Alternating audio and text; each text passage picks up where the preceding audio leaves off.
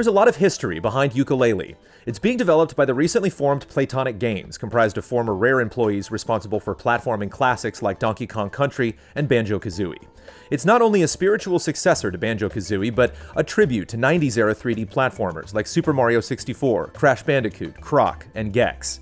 The game is also another Kickstarter darling, funded in record-breaking time. But can Yooka-Laylee possibly live up to its lofty pedigree?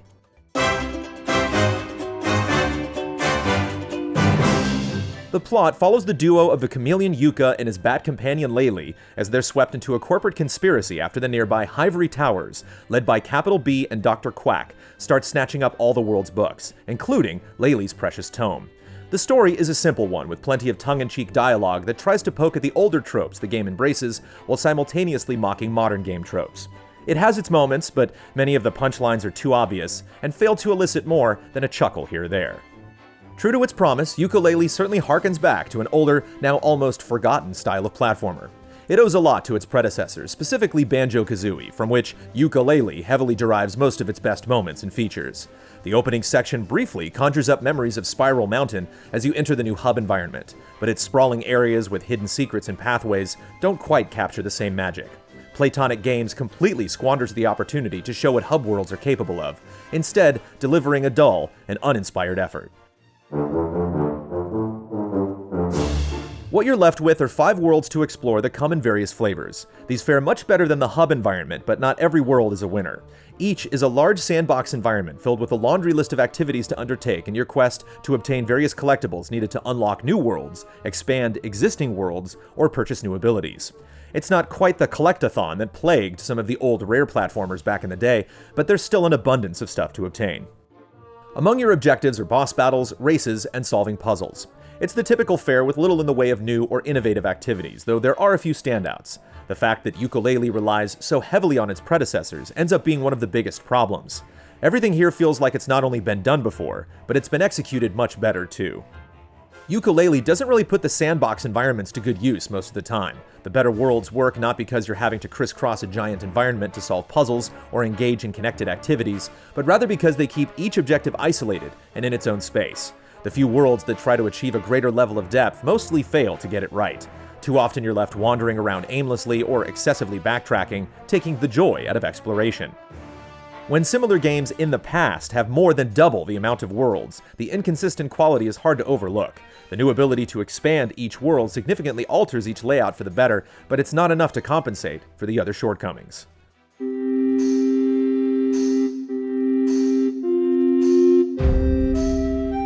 The basics of Yooka-Laylee's platforming abilities are serviceable, though they could have used a bit more refinement, as handling the duo can feel very loose at times. The advanced moves aren't very original or innovative either. Once you unlock them, though, they help provide replay value by allowing you to access and complete objectives in previous worlds that might have seemed impossible on your first go-around.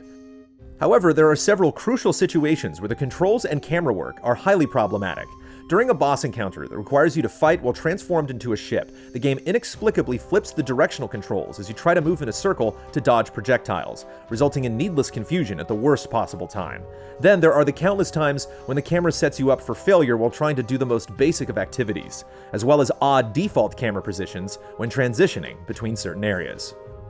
There's also one returning gimmick that should have never seen the light of day ever again, and that's the quiz segments. After completing certain worlds, in order to progress to the next area of the game, you're forced to complete these mandatory quizzes. You have to answer enough questions correctly in order to pass, but if you answer wrong 3 times, it's back to the beginning. The questions are extremely specific and often designed to trick you, so it's easy to slip up.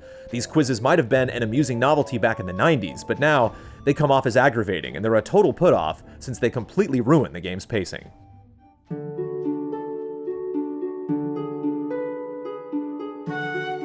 Visually, the PC version of Yooka-Laylee doesn't appear to suffer from the frame rate issues reported by others with console editions.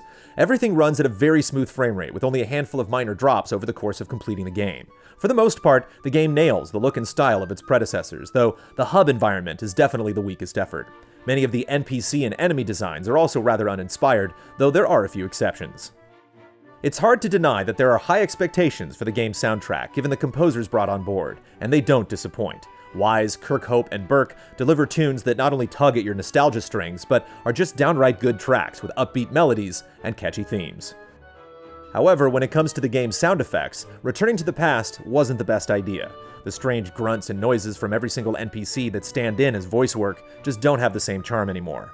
It was an odd choice back in its day, but it worked due to its comedic factor and novelty.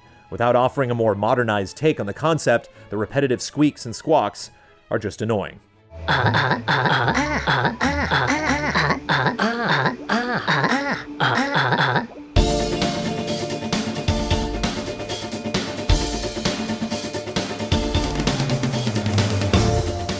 It's clear that there are some kinks that still need to be ironed out in Yooka-Laylee, but its flaws are more than just a few mechanical issues. Whether it's a sign that some of these older design choices went the way of the dinosaur for a reason, or that the development team simply weren't able to achieve their goals, Yooka-Laylee fails to rekindle the magic spark that its predecessors provided 2 decades ago.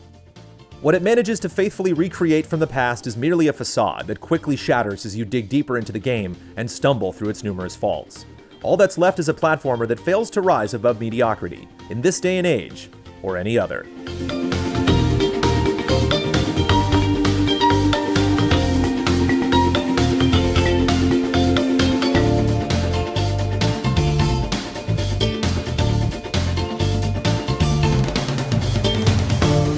Easy Allies reviews are made possible by generous viewers just like you.